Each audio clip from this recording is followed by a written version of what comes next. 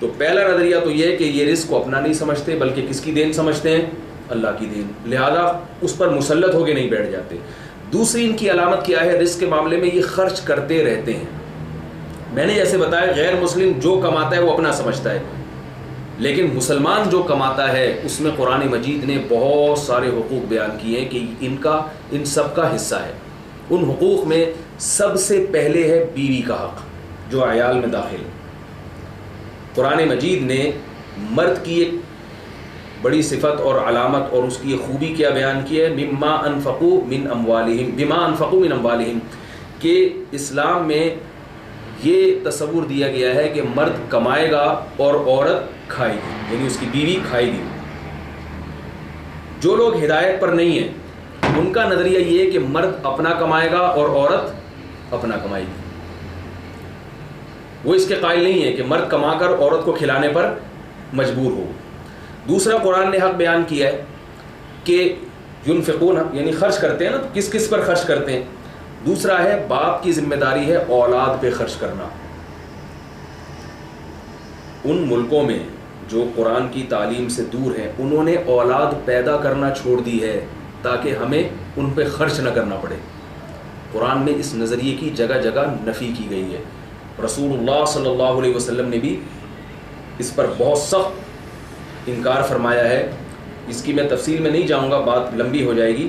میں صرف اس آیت کو ابھی فوکس کر رہا ہوں، اس کو، یہی آیت میرا موضوع ہے کہ ہدایت یافتہ لوگوں کی جو دوسری علامت قرآن میں بیان کی ہے وہ کیا ہے کہ ان کے مال میں بہت سے لوگوں کا حق ہوتا ہے، اور اس حق میں سب سے پہلے ہے زوجہ اور اس کے بعد اولاد۔ مسلمان اس نیت سے کبھی نسل نہیں روکتا کہ مجھے اولاد پہ خرچ نہ کرنا پڑ جائے گا، کبھی نسل اس نیت سے نسل نہیں روکتا، بلکہ وہ یہ سمجھتا ہے کہ جیسے میرے والدین نے نسل نہیں روکی اور میں دنیا میں آیا اور میرے والدین نے اپنی ذمہ داری سمجھ کے مجھ پہ خرچ کیا، تو میری بھی ذمہ داری ہے کہ میں نسل کو کبھی روکوں گا نہیں، بلکہ اللہ کی مخلوق سمجھ کے اس پہ خرچ کروں گا، اور اس خرچ کرنے پر میں خوش ہوں گا کیونکہ یہ مجھے اللہ نے حکم دیا ہے، اور میں اسی روزی میں سے خرچ کروں گا جو اللہ مجھے دے گا۔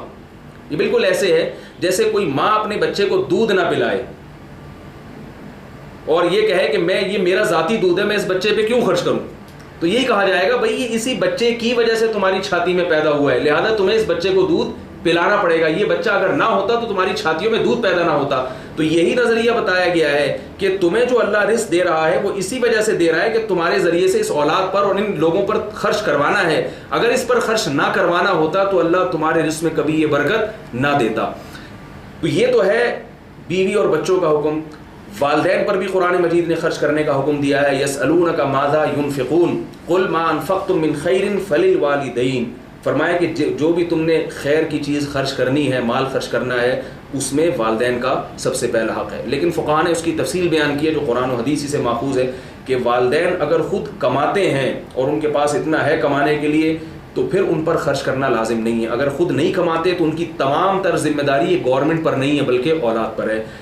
جو لوگ قرآن سے ہدایت حاصل نہیں کرتے وہ بوڑھے والدین کی ذمہ داری حکومت پر ڈالتے ہیں، اپنے کندھوں پہ ڈالنے کے لیے تیار نہیں ہیں، تو وہ اس آیت کے مخالف چل رہے ہیں، کیونکہ اللہ نے قرآن مجید میں کیا فرمایا کہ تمہیں والدین پر بھی خرچ کرنا پڑے گا، بیوی بچوں پہ بھی خرچ کرنا پڑے گا، اس کے علاوہ بھی خرچ کرنے کی ایک طویل فہرست ہے جو قرآن نے بیان کی ہے۔ پڑوسیوں پہ خرچ کرنا پڑے گا۔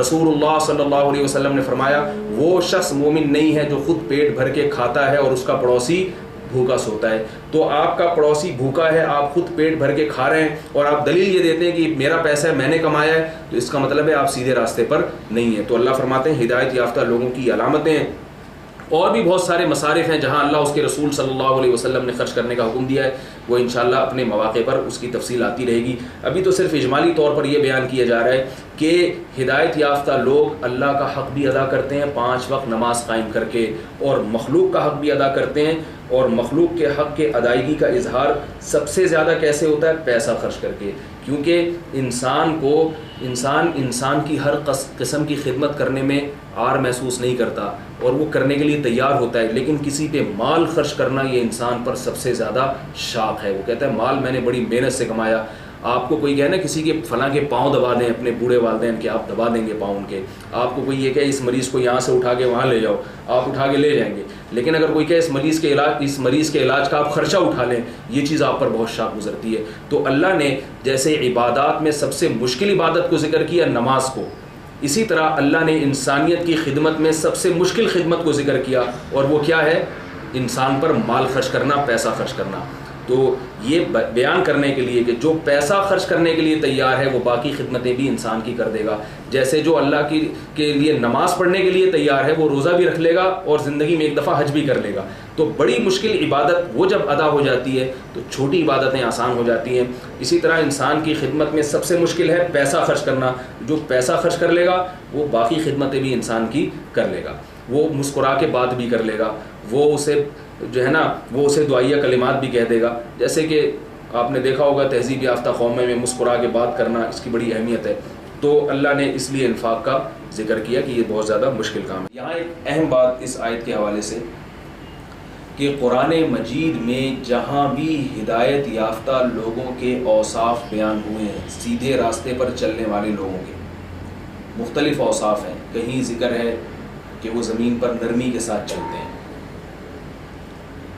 یہ بھی اللہ نے ہدایت یافتہ لوگوں کی ایک علامت بیان کی ہے. ناپ تول میں کمی نہیں کرتے، بہت ساری اللہ نے ہدایت یافتہ لوگوں کی علامات بیان کی ہیں. لیکن یہ دو علامتیں قرآن میں ہمیشہ بیان کی ہیں، ایک نماز اور ایک اللہ کے لیے خرچ کرنا، اللہ کو خوش کرنے کے لیے اللہ کے بندوں پہ خرچ کرنا. یہ دو صفات اللہ نے ہمیشہ قرآن میں بیان کی ہیں. اور ایک اہم بات یہ کہ یہ دونوں ہمیشہ ساتھ ساتھ بیان کی ہیں. کہیں بھی قرآن میں ایسا نہیں ہے کہ نماز اور زکوٰۃ، نماز اور اللہ کی راہ میں خرچ کرنے کا ساتھ ساتھ تذکرہ ہوں. صرف دو مقام ایسے ہیں جہاں قرآن نے نماز اور اللہ کی راہ میں خرچ کرنے کا تذکرہ تو اکٹھا کیا مگر درمیان میں کسی تیسرے حکم کو داخل کر دیا ہے، ورنہ ہمیشہ ان دونوں کو ساتھ ساتھ ذکر کیا جاتا ہے. ایک ہے قرآن مجید میں سورہ مفلحون میں کہ قد افلح المؤمنون الذین هم فی صلاتهم خاشعون والذین هم عن اللغو معرضون والذین هم للزکاة فاعلون، کہ مومنین کامیاب ہو گئے جو نمازوں میں خشوع پیدا کرتے ہیں، لغویات سے اجتناب کرتے ہیں اور زکوٰۃ ادا کرتے ہیں، یعنی اللہ کی راہ میں خرچ کرتے ہیں. یہاں بھی نماز اور زکوٰۃ کے درمیان میں اللہ نے لغویات سے اجتناب کا ذکر کیا ہے. تو یہ ایک وہ مقام ہے جہاں نماز اور زکوٰۃ ساتھ ساتھ نہیں ہے بلکہ درمیان میں ایک اور حکم کا ذکر کیا. لیکن یہاں بھی ایک بات یہ ہے کہ اس حکم کا ذکر تو کیا مگر ایسا نہیں ہے کہ نماز اور کے بعد زکوٰۃ آیا تذکرہ ہی نہ آیا ہو، تذکرہ بہرحال اس کا پھر بھی کیا ہے.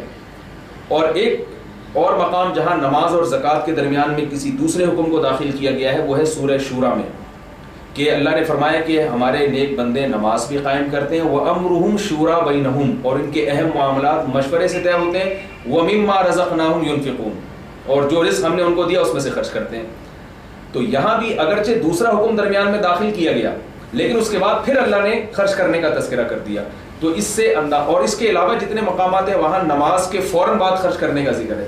اسی وجہ سے فقہا اور محدثین کی اصطلاح میں نماز اور اللہ کی راہ میں خرچ کرنا اس کو قرینتان کہا جاتا ہے، دو سہیلیاں، کہیں بھی یہ جدا نہیں ہوتے. اس میں حکمت کیا ہے کہ جہاں نماز کا ذکر آ رہا ہے وہاں خرچ کرنے کا ذکر آ رہا ہے، جہاں خرچ کرنے کا ذکر آ رہا ہے وہاں نماز کا ذکر آ رہا ہے. اس میں حکمت یہ ہے کہ انسان جب کسی سے محبت کرتا ہے تو محبت کا کمال یہ ہے، اور محبت اگر کامل ہے تو اس کا اظہار اسی طرح سے ہوتا ہے کہ آپ اس کے لیے اپنے جسم کو بھی کھپائیں اور اپنے مال کو بھی کھپائیں، آپ اپنا جسم بھی خرچ کریں اور اپنا مال بھی خرچ کریں. اگر کسی چیز میں بھی آپ سستی کرتے ہیں تو آپ محبت میں کامل نہیں کہلاتے. مثال کے طور پر آپ کو اپنے بوڑھے والدین سے بڑی محبت ہے، اس محبت کا پتہ کیسے چلے گا؟ آپ زبان سے کہتے ہیں میں اپنے والدین سے بہت محبت کرتا ہوں، زبان سے کہنا تو ہر ایک کے لیے آسان ہے. اگر والدین آپ سے جسمانی خدمت کرواتے ہیں، آپ سے کہتے ہیں بیٹا پانی لے کر آؤ، بیٹا یہ چیز لے کر آؤ، جاؤ یہ کام کرو، بازار سے یہ سودا لے کر آؤ، آپ کو سستی ہوتی ہے، آپ نہیں کرتے، آپ پیسے رکھ دیتے ہیں کہ آپ نے جو منگوانا ہو آپ کسی اور سے منگوا لیں، میں آپ کے پاؤں دبانے کے لیے تیار نہیں ہوں، میں یہاں سے اٹھ کے آپ کو پانی پلانے کے لیے تیار نہیں ہوں. پیسہ تو آپ خرچ کر رہے ہیں لیکن آپ اپنے جسم کو کھپانے کے لیے، جسم کو خرچ کرنے کے لیے، جسمانی مشقت کے لیے تیار نہیں ہیں. کبھی بھی والدین کو آپ سے کامل محبت نہیں ہوگی، وہ کہیں گے ہماری اولاد میں ایک عیب ہے، اسی طرح آپ جسمانی خدمت کے لیے تیار ہیں مگر پیسہ خرچ کرنے کے لیے تیار نہیں ہیں تو بھی والدین آپ سے خوش نہیں ہوں گے کہ پاؤں تو دوا دیتا ہے لیکن درد کی گولی کے لیے جو پیسے چاہیے نا ہمارے پاس پیسے نہیں ہیں, یہ پیسہ اس کی بٹوے میں پیسے بھرے ہوئے ہیں, یہ علاج کے لیے پیسہ خرچ کرنے کے لیے تیار نہیں ہے, علاج کرانے کے لیے تیار نہیں ہے, جسمانی خدمت تو کرتا ہے. اس کا مطلب کیا ہوا؟ اس کے دل میں مال کی محبت ہماری محبت سے زیادہ ہے.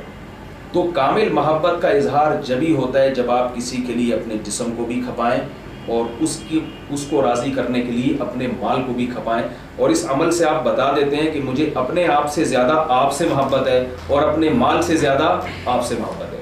تو اس لیے اللہ نے بتایا کہ جو سیدھے راستے پر چلتے ہیں وہ اللہ کو راضی کرنے کا ان میں اتنا جذبہ ہوتا ہے کہ نماز جیسی تکلیف دہ عبادت بھی وہ پابندی سے ادا کرتے ہیں, کیونکہ نماز کو 5 وقت پابندی سے ادا کرنا بہت مشکل کام ہے. اتنا مشکل ہے کہ خود قرآن میں اللہ نے سورہ بقرہ میں ایک اور جگہ پہ فرمایا وَإِنَّهَا لَكَبِيرَةٌ إِلَّا عَلَى الْخَاشِعِينَ, کہ نماز کو پابندی سے ادا کرنا بہت مشکل ہے سوائے ان لوگوں پر جن کے دل میں اللہ کا خوف ہے. تو یہ وہ مشکل عبادت ہے جس کو اللہ نے قرآن میں ذکر کیا, کیونکہ مشکل اس لیے ہے کہ مشکل سے مشکل کام اگر آپ کو دیا جائے اور کہا جائے کہ اس وقت سے اس وقت تک کرنا ہے اس کے بعد نہیں کرنا, تو آپ اس کام کے لیے آمادہ ہو جاتے ہیں. لیکن اگر آسان سے آسان کام آپ کو دیا جائے اور اس میں چھٹی نہ دی جائے اور کہا جائے یہ کرتے ہی رہنا ہے, اس آسان کام کے لیے بھی آپ کبھی تیار نہیں ہوتے. نماز ایک تو دن میں 5 وقت رکھی گئی ہے, یہ خود ایک اچھا خاصا مشکل کام ہے, اور اوقات ایسے ہیں جو انسان جس میں بہت مصروف ہوتا ہے, دن کے بدلنے کے اوقات ہوتے ہیں. صبح کا وقت ہے جس میں نیند کو قربان کرنا ہے, پھر ظہر کا وقت ہے جس میں انسان اپنے کاروبار زندگی میں بے انتہا مشغول ہوتا ہے, پھر ایک عصر کا وقت ہے جس وقت انسان کی طبیعت میں بہت زیادہ تھکاوٹ پیدا ہو رہی ہوتی ہے, پھر مغرب کا وقت ہے, پھر عشاء کا وقت ہے جو سونے کا وقت ہے. یہ سارے اوقات انسان کو تھکا دینے والے ہیں. ان میں اپنی مصروفیتوں سے نکل کے, اپنی مصروفیتوں کو قربان کر کے, پھر ایسا بھی نہیں ہے کہ آپ جا کے کھڑے ہو جائیں, بلکہ اس سے پہلے جسم کو پاک کرنا, لباس کو پاک کرنا, جگہ کو پاک کرنا, پھر وضو کرنا, یہ سارے اچھے خاصے مشکل کام ہیں. اور یہ کام جب آپ بالغ ہونے کے بعد شروع کرتے ہیں تو موت تک کرتے ہی رہنا ہے.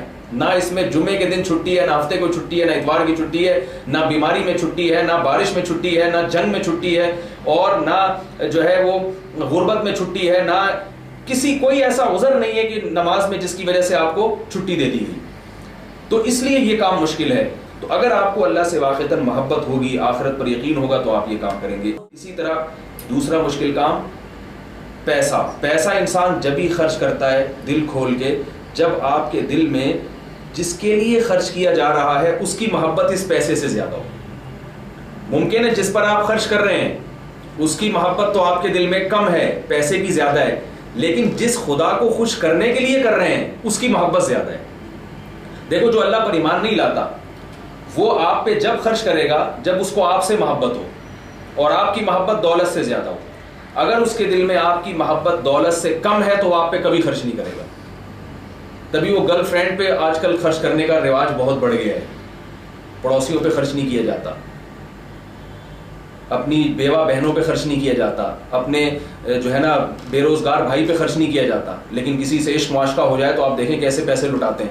کیوں؟ بھائی سے اتنی محبت نہیں ہے جتنی دولت سے, بہن سے اتنی محبت نہیں ہے جتنی دولت سے, والدین سے اتنی محبت نہیں ہے جتنی دولت سے, اس لیے اس پہ خرچ نہیں کیا جا رہا. تو اللہ نے قرآن میں کیا فرمایا کہ ہمارے جو نیک بندے خرچ کرتے ہیں نا, وہ یہ نہیں دیکھتے کہ جس پہ ہم خرچ کر رہے ہیں اس سے ہمیں محبت بھی ہے یا نہیں, وہ یہ دیکھتے ہیں کہ اس پہ خرچ کرنے سے اللہ راضی ہوتا ہے یا نہیں ہوتا. تبھی قرآن میں سورہ دہر میں اس کو فرمایا کہ جب ہمارے نیک بندے غربا مساکین پر, رشتہ داروں پہ خرچ کرتے ہیں, ان کو کھلاتے ہیں, ان کی ضرورتیں پوری کرتے ہیں, تو ان کو یہ کہتے ہیں انما نطعمکم لوجہ اللہ, ہم تم سے محبت کی بنیاد پہ تمہیں نہیں کھلا رہے بلکہ ہم تمہیں اللہ کو خوش کرنے کے لیے کھلا رہے ہیں. ہماری نظر میں تمہاری اتنی اہمیت نہیں ہے بلکہ کس کی اہمیت ہے؟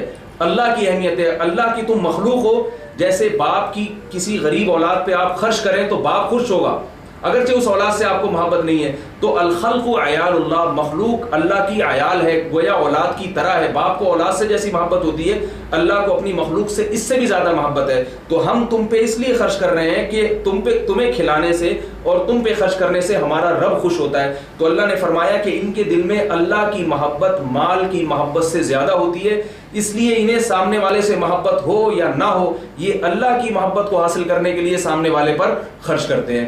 تو یہ جذبہ جب تک نہیں ہوگا انسانیت کے اندر یا کسی قوم میں یا کسی فرد میں، وہ اپنے آپ کو کبھی بھی یہ نہیں کہہ سکتی کہ ہم سیدھے راستے پر چل رہے ہیں۔ یہ ہے وہ سیدھا راستہ جو قرآن مجید بتاتا ہے۔ آگے فرمایا والذین یؤمنون بما انزل الیک وما انزل من قبلک وبالآخرۃ هم یوقنون۔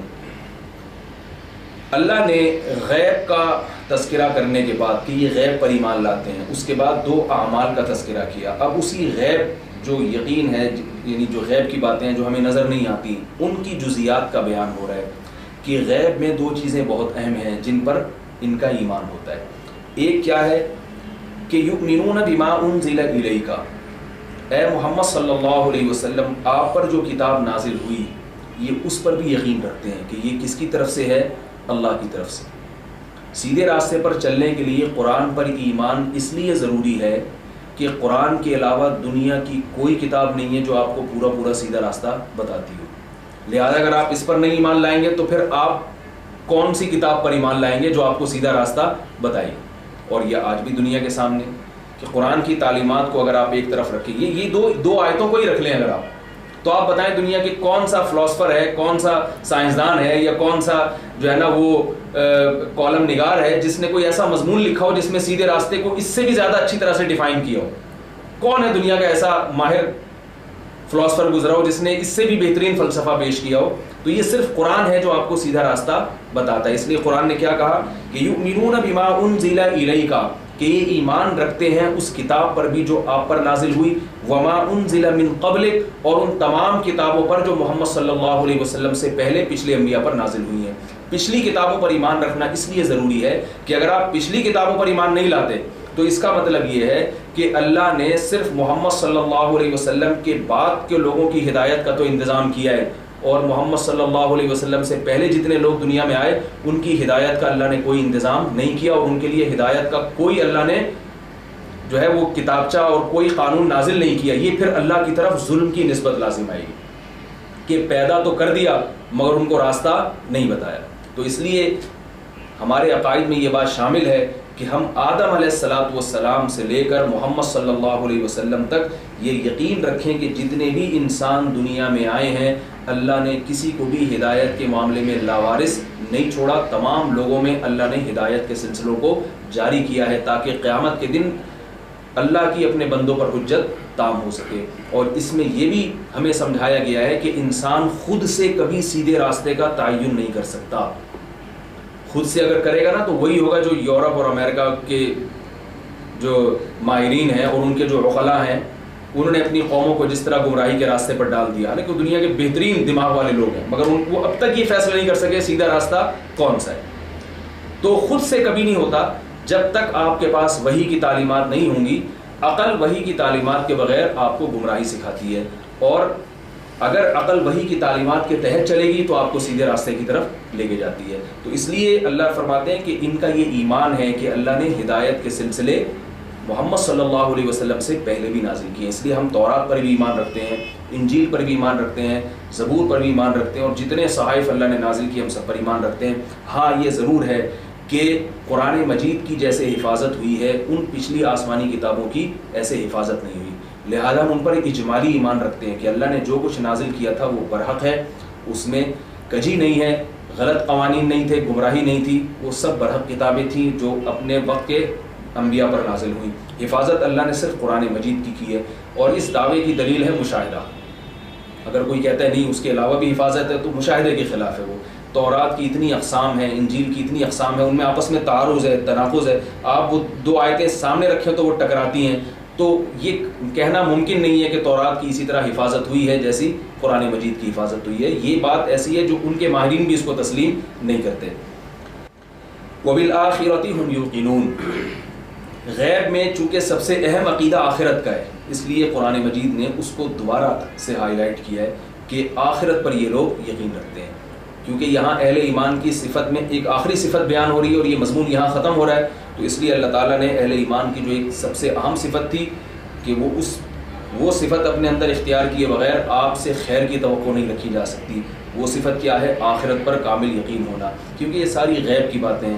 آپ کا جنت پر یقین ہوگا تو آپ خرچ کریں گے. آپ کو پتہ ہے کہ میں آج یہاں غریبوں کو کھلا رہا ہوں اور لوگوں پر خرچ کر رہا ہوں تو میرا رب مجھے دیکھ رہا ہے. آج تو نہیں دے رہا لیکن کل وہ اس کا بدلہ مجھے دے گا اور مجھ سے راضی ہوگا, تو پھر آپ اس پہ خرچ کریں گے اور آپ خیر کے کام کریں گے. اور اگر ایسا نہیں ہے تو پبلک کو دکھانے کے لیے تو آپ بہت کچھ کریں گے.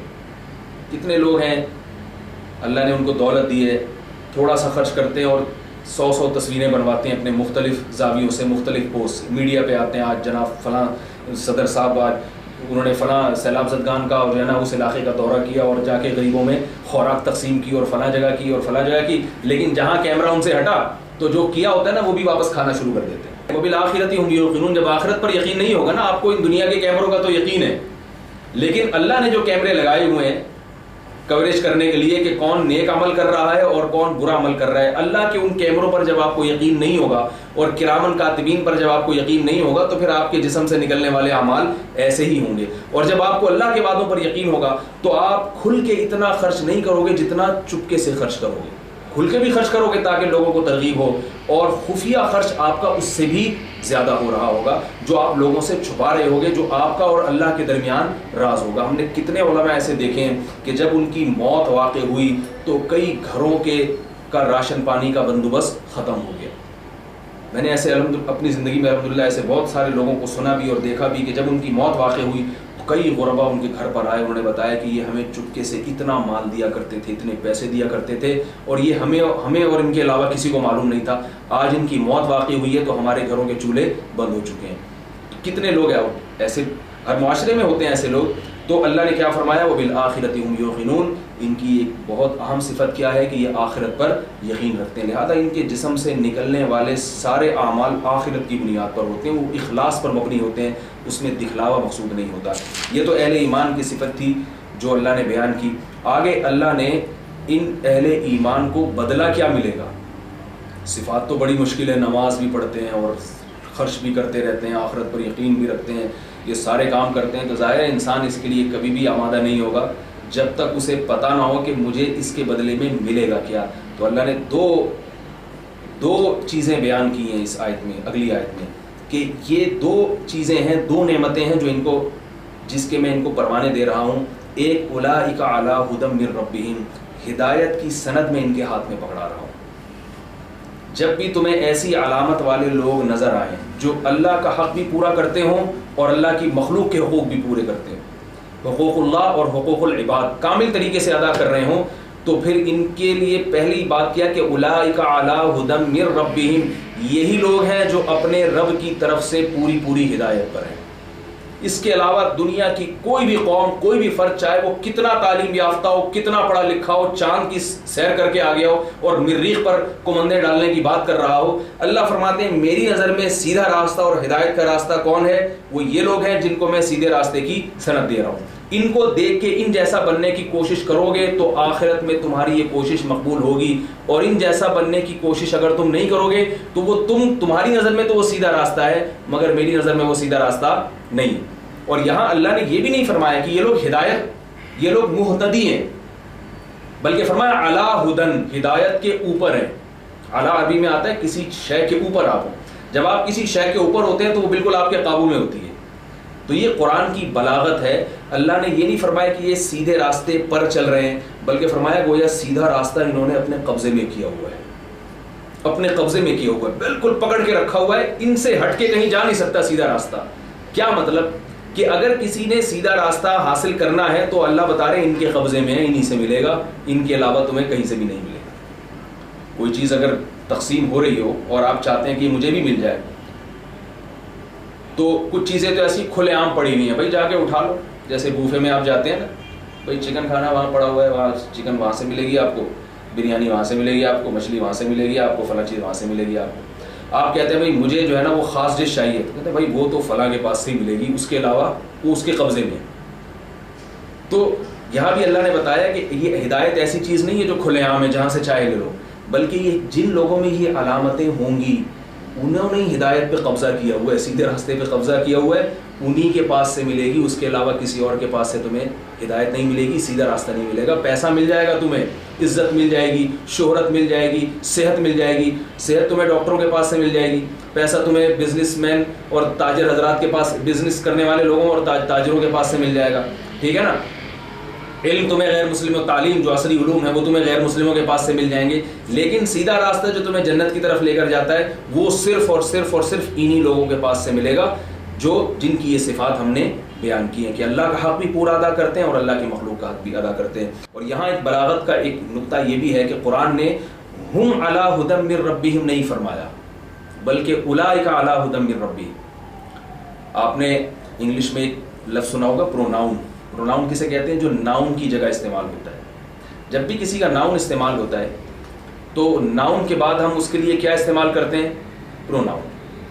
ہم کہتے ہیں زید آیا، اس نے کہا.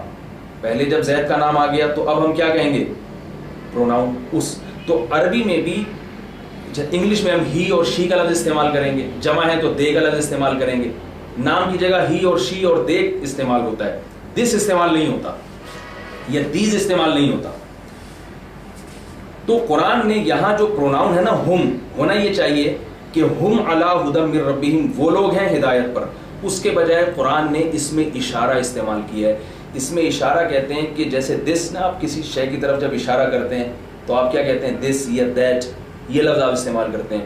تو اللہ نے اولئک کا لفظ استعمال کر کے بتایا کہ یہ جن کی صفات میں نے یہ بیان کی ہے نا پچھلی آیتوں میں، کہ جو نماز کو پابندی سے قائم کرتے ہیں اور مخلوق پر خرچ کرتے رہتے ہیں، ان کی عادت ہے، ان کی جیب سے مخلوق کے لیے پیسہ نکلتا رہتا ہے. تو میں گویا اشارہ کر رہا ہوں ہاتھ سے کہ یہی لوگ ہیں ہدایت کے اوپر.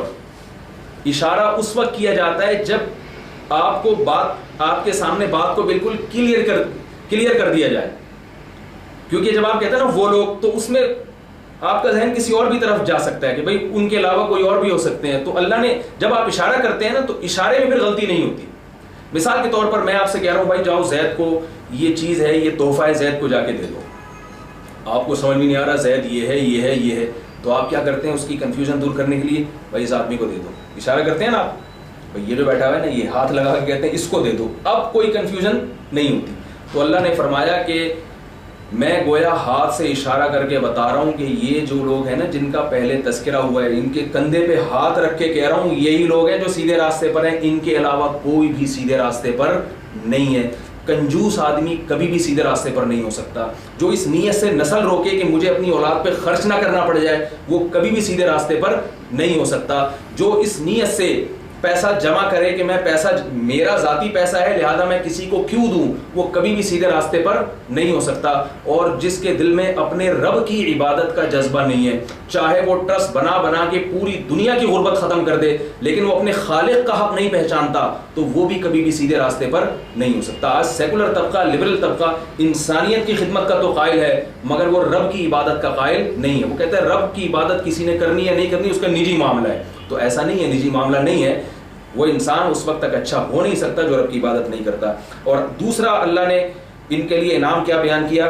فرمایا وَأُولَئِكَ هُمُ الْمُفْلِحُونَ. پھر وہی اولئک کا اشارہ کر کے گویا کندھے پہ ہاتھ رکھ کے بتایا جا رہا ہے کہ یہ لوگ ہیں ہم المفلحون، جو حقیقی کامیاب ہیں. فلاح کہتے ہیں کہ آپ اپنی مراد میں اپنی پوری مراد کو کامل طریقے سے حاصل کر لیں. بہت بڑی کامیابی. انسان کی مراد کیا ہے؟ دنیا میں جتنے بھی انسان ہیں ان کی مراد، سب سے بڑی مراد یہ کہ میرے دل میں جو خواہش پیدا ہو وہ پوری ہو جائے. اسی کے لیے تو انسان دن بھر کوشش کر رہا ہے. میری خواہش ہے کہ میری صحت اچھی ہو جائے. بیمار کی خواہش کیا ہوتی ہے؟ صحت اچھی ہو جائے. اور صحت مند کی خواہش ہوتی ہے اور اچھی ہو جائے. آپ کی خواہش کیا ہوتی ہے؟ آپ کو بھوک لگ رہی ہے تو مجھے کھانے کو مل جائے اور اچھا کھانے کو مل جائے، اچھی رہائش مل جائے. یعنی جو بھی دل کے اندر ایک جذبہ پیدا ہوتا ہے، اگر آپ کے وہ جذبات کی تکمیل ہو رہی ہے تو اس کو ہم کامیاب انسان سمجھتے ہیں. اور آپ کے ان جذبات کی تکمیل نہیں ہو رہی، ان خواہشات کی تکمیل نہیں ہو رہی، تو ہم اس کو ناکام انسان سمجھتے ہیں. غریب آدمی کی چونکہ تمام خواہشات پوری نہیں ہوتی اس لیے اس کو ناکام سمجھا جاتا ہے. اور امیر آدمی کی تمام خواہشات، اکثر خواہشات، تمام تو کسی کی بھی پوری نہیں ہوتی، بہت ساری خواہشات پوری ہو رہی ہوتی ہیں اس لیے اس کو کامیاب سمجھا جاتا ہے. تو اللہ فرماتے ہیں اصل کامیاب کون ہے؟ یہی لوگ ہیں. اس لیے کہ ابھی دنیا میں تو کسی کی بھی تمام خواہشات پوری نہیں ہوتی، لیکن جس آخرت پر یہ لوگ یقین رکھتے ہیں جب وہ آخرت آئے گی تو اللہ ان کو ایسی جنت میں داخل کرے گا کہ اس جنت میں ان کی ہر خواہش پوری ہوگی. اس لیے یہی لوگ ہیں جو حقیقی کامیاب ہیں. ایک طرف کی انتہا کو اللہ نے بیان کیا جو ہدایت میں کامل ہیں. اب دوسری انتہا کو بیان ہوگا جو گمراہی میں کامل ہے. فرمایا ان الذین کفروا، وہ لوگ جو کافر ہیں، سواء علیہم اانذرتہم ام لم تنذرہم لا یؤمنون، برابر ہے آپ پر یہ بات کہ آپ ان کو ڈرائیں اللہ کے عذاب سے یا نہ ڈرائیں. لا یؤمنون، یہ قرآن کی باتوں پر ایمان نہیں لائیں گے، یہ اللہ پر ایمان نہیں لائیں گے. اگر اللہ پر ایمان لے آئے تو اللہ کے ساتھ شرک کریں گے، اور اگر اللہ پر وحدانیت پر ایمان لائے تو اللہ کے رسولوں پر ایمان نہیں لائیں گے، رسول پر لے آئے تو قرآن پر ایمان نہیں لائیں گے. کہیں نہ کہیں جا کے یہ ایسی چیز کا انکار کریں گے جس کے انکار کرنے کی وجہ سے ہدایت کے راستے سے محروم ہو جائیں. تو اب یہاں پر چونکہ اعلیٰ درجے کے کافروں کا تذکرہ ہے، اس لیے اللہ نے ان کی صفت یہ بیان کی انذرتہم ام لم تنذرہم، یہ ایسے لوگ ہیں کہ ان کو ڈرانا، دلائل کے ذریعے ان پر حجت قائم کرنا یا نہ کرنا، یہ دونوں چیزیں برابر ہیں. بہت سے کافر ایسے ہوتے ہیں کہ ان تک ہدایت پہنچی نہیں ہوتی، جب ان تک ہدایت پہنچتی ہے تو وہ ایمان لے آتے ہیں. اس کا بھی اللہ نے قرآن مجید میں تذکرہ کیا ہے. 7ویں پارے کی ابتدائی آیات ہیں وَإِذَا سَمِعُوا مَا أُنزِلَ إِلَى الرَّسُولِ تَرَىٰ أَعْيُنَهُمْ تَفِيضُ مِنَ الدَّمْعِ. فرمایا اہل کتاب میں، عیسائیوں میں، یہودیوں میں بہت سے ایسے ہیں کہ جب وہ قرآن کی آیات سنتے ہیں، جب تک سنی نہیں تھی انکار کرتے تھے، لیکن جب وہ قرآن کے مضامین کو سنتے ہیں اور آیات سنتے ہیں تو اے محمد صلی اللہ علیہ وسلم آپ دیکھیں گے کہ ان کی آنکھیں بہنا شروع ہو جاتی ہیں. اتنا روتے ہیں گویا آنسو نہیں بہہ رہے، یہ مبالغہ ہے کہ گویا ان آنسوؤں میں آنکھیں نکل کے بہہ رہی ہیں، اتنا روتے ہیں. مما عرفوا من الحق، اس لیے کہ وہ حق کو پہچان جاتے ہیں اور وہ کہتے ہیں اے رب ہم ان آیات پر ایمان لے آئے. ہمارے سامنے چونکہ اب تک یہ آیات تھی نہیں، اس طرح سے پیش کی نہیں گئی ہمارے سامنے، اس لیے ہم اس کا انکار کرتے رہے. جب یہ آیات ہمارے سامنے پیش کی گئی ہیں تو ہمیں یقین ہو گیا کہ یہ رب کا کلام ہے، یہ محمد صلی اللہ علیہ وسلم کا گھڑا ہوا کلام نہیں ہے، اور اس میں ہدایت کی باتیں ہیں. تو ایک کافر تو یہ ہوتے ہیں جو ہدایت سن کے ان کا دل حق کی طرف مائل ہوتا ہے. لیکن قرآن اس انتہائی درجے کے بدبخت کافروں کا تذکرہ کر رہا ہے کہ جو کفر میں اتنے آگے نکل چکے ہوتے ہیں کہ جن کا کام دن رات اسلام پر اعتراضات. ایسے کافر آپ کو آج بھی بہت ملیں گے. انہیں اپنی آنکھ کا، اپنے جو ہے نا آنکھ کا شہتیر نظر نہیں آتا اور دوسرے کی آنکھ کا بال بھی نظر آ رہا ہوتا ہے. اسلام پر کتنے اعتراضات ہوتے ہیں. محمد صلی اللہ علیہ وسلم نے اتنے نکاح کیوں کیے؟ محمد صلی اللہ علیہ وسلم غریب کیوں تھے، مسکین کیوں تھے؟ محمد صلی اللہ علیہ وسلم نے ایک کم عمر لڑکی سے نکاح کیوں کیا؟ یہ ایسی باتیں آپ دیکھ رہے ہیں کہ علماء اس کے بہت سارے جوابات دے چکے ہیں. یہ اور ان جیسے معلوم نہیں کتنے اعتراضات. لیکن اپنے معاشرے میں جو ان کی برائیاں ہیں، جو مذہب سے دور ہونے کی وجہ سے جو ان کے معاشرے میں تباہی اور بربادیاں پھیل گئی ہیں، ان سے وہ بالکل ایسے بن جاتے ہیں جیسے اندھے اور بہرے ہوں. تو اللہ نے ایسے کافروں کے بارے میں بتایا کہ قرآن اگرچہ ہدایت ہے تو کسی کو اشکال ہو سکتا ہے جب یہ اتنی زبردست ہدایت کی کتاب ہے اور اس کے من جانب اللہ ہونے میں بھی شک نہیں ہے تو دنیا میں اتنے سارے لوگ اس کے منکر کیوں ہیں؟ تو ایک وسوسہ آ سکتا ہے نا. یہ چیز انسان کو ہدایت پر چلنے سے روک سکتی ہے. اس کے بارے میں اللہ نے فرمایا کہ بہت سے لوگ ایسے ہیں، کافر ایسے ہیں کہ ان کو آپ ہدایت کی بات بتائیں یا نہ بتائیں یہ لوگ ایمان نہیں لائیں گے. کیوں؟ اس کی آگے اللہ نے وجہ بیان کی. ختم اللہ علی قلوبہم، فرمایا ان کے دلوں پر اللہ نے مہر لگا دی ہے. وعلی سمعہم وعلی ابصارہم غشاوہ، ان کے کانوں پہ اور ان کی آنکھوں پہ اللہ نے پردہ ڈال دیا ہے. آنکھوں پہ پردہ ہے، نظر نہیں آ رہا، کانوں میں ٹاٹ ہے، حق سنائی نہیں دے رہا، اور دل پر اللہ نے مہر لگا دی، اس کو بند کر دیا، اس میں سمجھنے کی صلاحیت ختم ہو گئی. تو بھلا جس کا دل بند ہو چکا ہو، جس کی آنکھیں اندھی ہو چکی ہوں، جس کے کانوں میں سننے کی صلاحیت ختم ہو چکی ہو، اس کے بارے میں یہ کہنا کہ یہ قرآن پڑھ کر ان کو ہدایت کیوں نہیں ہوتی، تو یہ حماقت اور بیوقوفی کے علاوہ اس کو کیا کہا جا سکتا ہے. دوسری بات جو اس آیت سے ہمیں، اس رکوع سے ہمیں پتہ چلتی ہے کہ حق کی طلب کے لیے صرف دلائل کی قوت کافی نہیں ہے، آپ میں حق کو ماننے کا اور حق کو تلاش کرنے کا جذبہ بھی ہونا چاہیے. یہ ہمیں کہاں سے پتہ چلا؟ ہدی للمتقین، کہ یہ ہدایت ہے کن لوگوں کے لیے؟ جو سیدھے راستے پہ چلنا چاہتے ہیں. تو جب قرآن جو دلائل کے جس نے انبار لگا دی ہیں اس سے بھی ہدایت اس کو ملے گی جو سیدھے راستے پہ چلنا چاہتا ہے، تو قرآن سے کم درجے کے جو دلائل ہیں ان سے کیسے ان لوگوں کو ہدایت مل سکتی ہے جو چلنا چاہتے ہی نہیں؟ تو اس میں اہل حق کو تسلی ہے کہ اگر تمہارے دلائل مضبوط ہوں اور سامنے والا نہ مان رہا ہو تو دل کو چھوٹا مت کیا کرو، اس لیے کہ سامنے والے کے لیے ضروری نہیں کہ صرف دلائل ہی قوی ہوں، بلکہ اس کے اندر ماننے کا جذبہ بھی ہونا چاہیے۔ اگر ماننے کا جذبہ نہیں ہے تو آپ زمین آسمان کے قلابے ملا دیں، سامنے والا کبھی بھی آپ کے نظریے سے متفق نہیں ہوگا۔ یہ ہمیں دوسرا سبق ملتا ہے اس سے، اور اس سے یہ بھی سبق ملتا ہے کہ بعض مرتبہ ایک چیز بذات خود درست ہوتی ہے، لیکن سامنے والا ہٹ دھرمی کا شکار ہوتا ہے، جس کی وجہ سے اس کی سمجھ میں نہیں آتی۔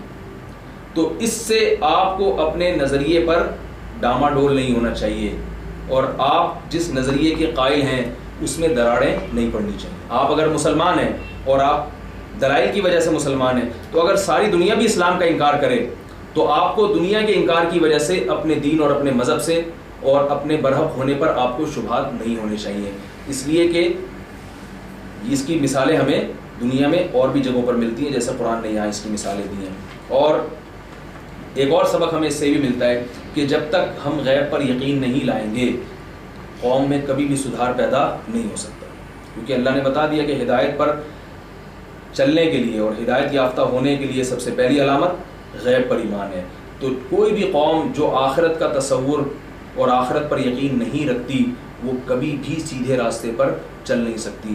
اس میں دنیا کے جو مختلف دانشور ہیں ان کو سبق دیا جا رہا ہے کہ آپ جب ملکی قوانین بناتے ہیں اور لوگوں کو ایک سدھار پیدا کرنے کی کوشش کرتے ہیں، تو آپ کو اس میں مذہب کو ڈالنا پڑے گا۔ مذہب کو نکال کر آپ کبھی بھی انسانیت کی خیر خواہی نہیں کر سکتے۔ اور یہ بھی ایک سبق ہمیں اس سے ملتا ہے کہ ہدایت یافتہ ہونے کے لیے یہ ضروری ہے کہ آپ میں رب کی عبادت کا جذبہ بھی ہو اور انسانیت کی خدمت کا جذبہ بھی۔ اگر کوئی صرف رب کی عبادت کرتا ہے، انسانوں سے بالکل غافل ہے، وہ بھی ہدایت پر نہیں ہے۔ اور جو لبرل طبقہ ہے، سیکولر طبقہ ہے، جو انسانیت کی خدمت کا تو قائل ہے، رب کی عبادت کا قائل نہیں ہے، وہ بھی ہدایت پر نہیں ہو سکتا۔ اور ایک چیز ہمیں اس سے یہ بھی ملتی ہے اس سے کہ حقیقی کامیابی وہ ہے جس کو اللہ نے قرآن میں بیان کیا، اولئک هم المفلحون۔ اس کے علاوہ جتنی بھی کامیابی کے نام پہ جو نعرے لگائے جا رہے ہیں، وہ کامیابی کی ایک صورت ہے، یہ کامیابی کے نام پہ ایک دھوکہ ہے۔ حقیقی کامیابی آخرت کی کامیابی ہے۔ اور ایک سبق ہمیں اس سے بھی ملتا ہے کہ اصل ترقی سائنسی ایجادات نہیں ہے، کامیابی ہی تو ترقی ہے نا، بلکہ انسانیت کی خدمت کا جذبہ۔ اگر آپ انسانیت کی خدمت کے جذبے سے بم بنائیں گے تو یہ بھی ترقی ہے، اور اگر آپ کوئی انتہائی مفید چیز بنائیں گے مگر اس میں آپ کا انسانیت کی خدمت کا جذبہ نہیں ہوگا، آپ کسی ایسے ملک میں جو ہے وہ ایسی چیزوں کو فروغ دے رہے ہیں۔ مثال کے طور پر میں ایک مثال دیتا ہوں، ہمارے ہاں موبائل اور سیل فون کو بہت زیادہ عام کیا گیا ہے، روٹی مہنگی اور کال سستی ہو گئی ہے۔ تو اب کیا ہم یہ کہہ سکتے ہیں کہ جو جتنی موبائل کمپنیاں ہیں، یہ انسانیت کی خدمت کا بہت زیادہ جذبہ ہے کہ انہوں نے بات چیت کرنے کو بہت آسان بنا دیا؟ ایسا نہیں ہے۔ نتیجہ اس سے کیا نکلا ہے کہ اس سے معاشرے میں بے حیائی اور وقت کی بربادی کو فروغ ملا ہے۔ تو یہ انسانیت کی ایسی خدمت نہیں ہے، مفید تو بہت ہے دیکھیں، لیکن اس کے پیچھے جو جذبہ ہے وہ انسانیت کی خدمت کا نہیں ہے۔ اگر یہ جذبہ ہوتا انسانیت کی خدمت کا، تو میں یہ سمجھتا ہوں الیکٹرانک چیزیں مہنگی ہوتی ہیں اور کھانے پینے کی چیزیں سستی ہوتی ہیں۔ تو بعض چیزوں پہ لیبل ایسا لگا ہوتا ہے کہ جو ہے نا وہ انسانیت کی گویا خدمت ہو رہی ہے، مگر وہ خدمت نہیں ہو رہی، وہ ترقی دنیاوی اعتبار سے تو اس کو ترقی کہا جائے گا، مگر قرآن کی نظر میں وہ ترقی نہیں ہے۔ تو میں اپنے اس جملے کو دوبارہ دہرا دوں، انسانیت کی خدمت کے لیے اگر بم بنایا جائے، آپ اپنے ملک کی حفاظت کے لیے ایٹم بم بھی اگر بناتے ہیں تو وہ بم بھی عبادت ہے، وہ بم بنانا بھی عبادت ہے، وہ بھی آپ کے ہدایت یافتہ ہونے کی علامت ہے۔ اور اگر آپ انسانیت کو برباد کرنے کی جذبے سے کوئی ایسی چیز بناتے ہیں جو بڑی مفید سمجھی جاتی ہے، مگر اس کے پیچھے جذبہ انسانیت کو برباد کرنے کا ہے، تو پھر آپ ہدایت یافتہ نہیں ہیں اور آپ کے اس عمل کو ہدایت نہیں کہا جائے گا۔ وَمِمَّا رَزَقْنَاهُمْ يُنْفِقُونَ سے ہمیں یہ بات معلوم ہوتی ہے۔ اور آخری بات کہ حق کی مخالفت کرتے رہنے سے ایک ایسا وقت آتا ہے کہ آپ میں حق کو سمجھنے کی صلاحیت ہی ختم ہو جاتی ہے۔ یہ سورہ بقرہ کے پہلے رکوع سے ہمیں اسباق ملتے ہیں۔ اللہ تعالیٰ ہمیں ان تمام اسباق کو اختیار کرنے کی، ان کو سمجھنے کی اور ان پر عمل کرنے کی توفیق عطا فرمائے۔ اللہ اللہ اللہ اللہ اللہ اللہ اللہ اللہ اللہ اللہ اللہ اللہ اللہ